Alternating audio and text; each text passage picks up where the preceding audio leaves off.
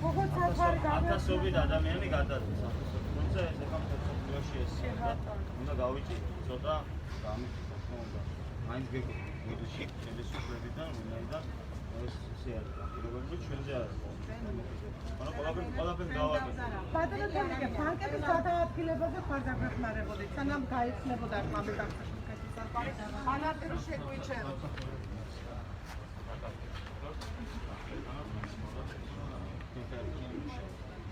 ეს მარტო არ არის აჭარისთავი შესაძლებელი იყოს ხოლმე ამ ყველაფერში თქვენი დამხმარე რომ მაქსიმალურად აკასაცია ეს ამათ ისეთი ადამიანს ურის ფული არ არის და ბანკის ფულს როგორ შეიტანს ადამიანი სამი თვის სახში და სამი თვის მერე როგორ უნდა ხოდა ისეო ბანკის ფულს სამუშაოებია არა მარტო თქვენ ასობით ადამიანია ეს მოგიბაჟი თუმცა ყოველს თავისი გასაჭირია და ამიტომ ბანკებთან ერთად კომპენსაციის პროცესში გვერდები რომ აბსოლუტურად მოგიხმაროთ. შედეგი რაც არის ყველაფერი ჩვენ ყოველთვის თუმცა უნდა ვიმუშაოთ და ასევე უნდა ვიმუშაოთ რომ მალე შევიდეთ ამ სამსახურების საზღვარგარეთების რომელიც ამამდე ეპიდემიოლოგიური არის ძიმე მდგომარეობა მაინც ხოდა იქ ხარ გავუშვებ ჩვენს ქალაქებს სადაც ის ამიტომ ცოტა კიდე უნდა გავიჩინო ხო და პირდაპირ ყოველს ამიტომ შემიძლია იგი მადლობა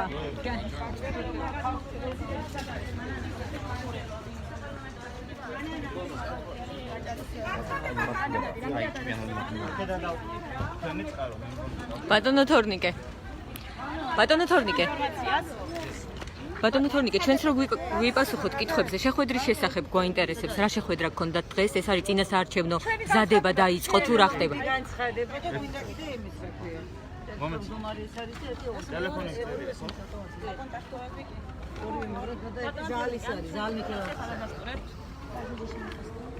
იქნებით თუ არა საპარლამენტო არჩევნების დროს მაღალმთიანი აჭარის კანდიდატურა.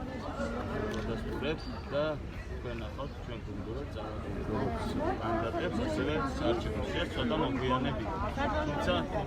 თუმცა მე ვეძახი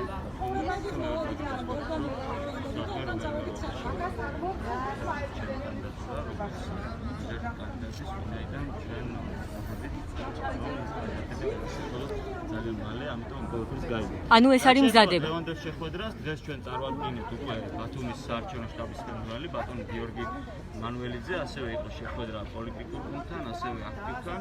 ჩვენ ძალიან აქტიურად ვიწყებთ არჩევნების მზადებას და დარწმუნებული ვართ, რომ იმ შედეგებს, იმ განწყობას, რომელიც მოსახლეობაშია და იცით ჩვენ ბოლო დამოკიდებით, ჩვენ ძალიან დამაჯერებლად გავიმართებთ როგორც ბათუმში, ასევე მთლიან ბატონო თორნიკე, მოქალაქე შიმშილობს რამდენიმე დღეა უკვე აჭარის ტელევიზიასთან.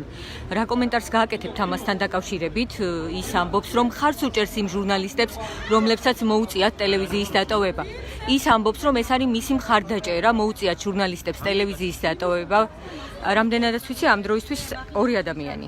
ერთ-ერთი არის ალექსანდრე მილორავა, ეს არის ორგანიზაცია მე მიყვარს ბათუმის წარმომადგენელი. ეს არის ჩვეულებრივი პოლიტიკური შოუ ევრონაცებიდან და შესაბამისად ამ შიშილობის მიზანი არის ორი, ერთი არის პოლიტიკური შოუ და მეორე ის არ ითხოვს ეთერს. ის არ ითხოვს ეთერს, ბატონო თორნიკე.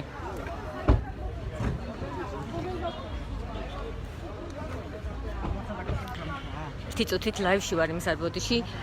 შეგახსენებთ, რომ ჩვენ ვიმყოფებით ქართული ოცნების ბათუმის ოფისის წინ. აქ როგორც ჩანს, მთავრობას ჰქონდა შეხვედრა, პარტია ოცნებას ჰქონდა შეხვედრა და როგორც თორნიკე რიჟვაძემ, აჭარის მთავრობის თავმჯდომარემ დაადასტურა, ეს არის წინასაარჩევნო მზადება, ძალიან მალე ჩვენ წარმოგიდგენთ სიას თუ ვინ გვეყოლება კანდიდატებად აჭარიდან. ამის შესახებ განაცხადა მან. მას ვკითხეთ ასევე ალექსანდრე მილორავას შესახებ და აჭარის ტელევიზიის წინ მიმდინარე შიმშილობის პროცესის შესახებ, თუმცა თქვენ მოისმინეთ კომენტარი, რაც გვიპასუხა მან ამასთან დაკავშირებით. ის შეხვდა ასევე მოქალაქეებს, რომლებიც ოცნების ოფისის წინ დღეს შეიკრიბენ მთავრობასთან შეხვედრის მიზნით. ისინი ითხოვენ პასუხებს იმასთან დაკავშირებით, თუ როდის დაეხმარება მათ მთავრობა, გამომდინარე იქედან, რომ ისინი უხელფასოდ დარჩნენ და არ მიუღიათ ასევე დახმარება, რომლის შესახებაც მთავრობამ დაანონსა. მინდა გითხრათ ასევე ოცნების ოფისში შეხვედრის შესახებ, სადაც ბათუმის საკრებულოს თავმჯდომარე მოადგილეები და აჭარის მთავრობის სხვა წევრები იყვნენ დღეს შეკრებილები. თორნიკე რიჟვაძემ დაადასტურა აჭარის მთავრობის თავმჯდომარემ, რომ ეს არის წინასაარჩევნო მზადება და მან თქვა ისიც, რომ ცოტა ხანში მთავრობა ქართული ოცნება წარუდგენს სიას საზოგადოებას, თუ ვინ იქნებიან კანდიდატები აჭარიდან.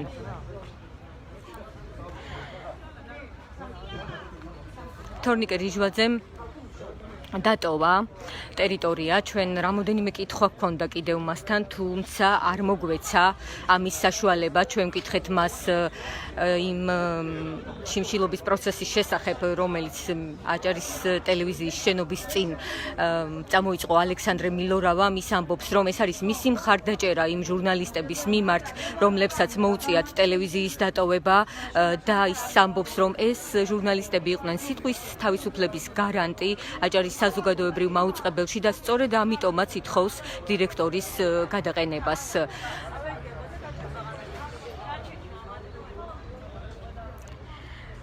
დასრულდა შეხვედრა ქართული ოცნების ოფისში, ბათუმის ოფისში და ასევე როგორც ხედავთ, ის მოქალაქეებიც ტოვებენ ტერიტორიას, რომლებიც აქ იყვნენ შეკრებილები დახმარების თხოვნით, გამომდინარე იქედან, რომ მათ დაკარგეს სამსახურები. ახლა პერიოდულად გამოდიან მთავრობის წევრებიც და ტოვებენ ტერიტორიას.